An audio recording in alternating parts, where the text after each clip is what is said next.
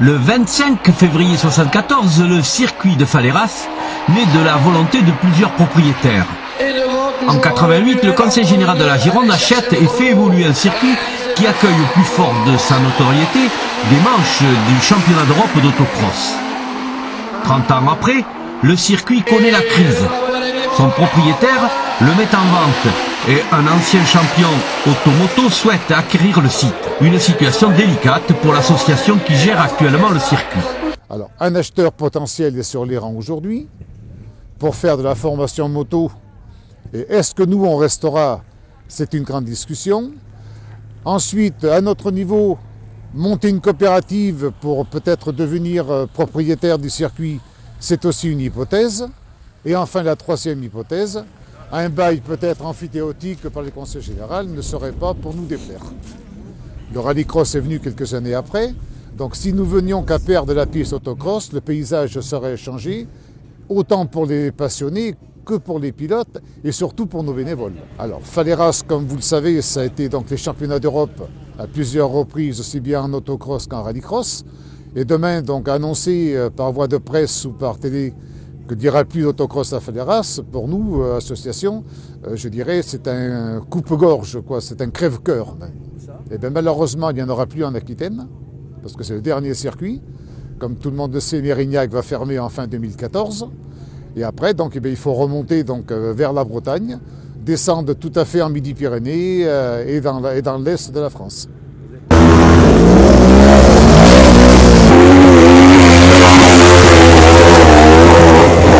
Du côté des utilisateurs, l'inquiétude perce.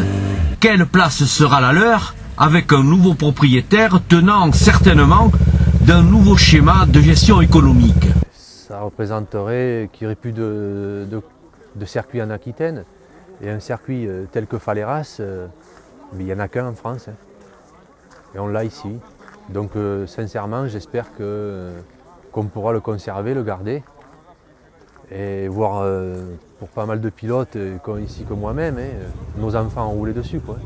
Ça reste quand même le circuit mythique pour tous les Girondins, et voire pour tous les Aquitains. Quoi. Donc ici, gagner ici, c'est hyper important pour la plupart d'entre nous.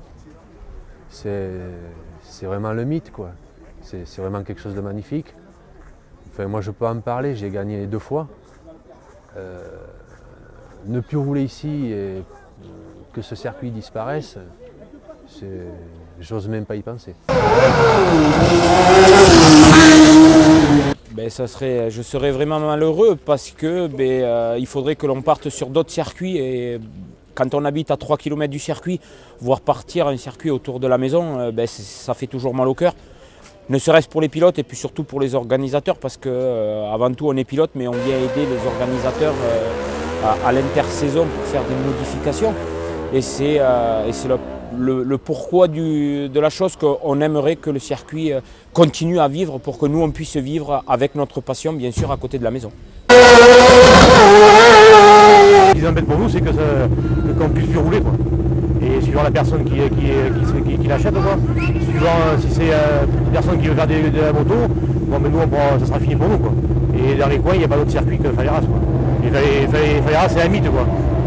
Tout le monde aime Faleras et nous aussi les spectateurs aussi. Et voilà, ce qui nous embête, c'est qu'on ne peut pas rouler chez nous.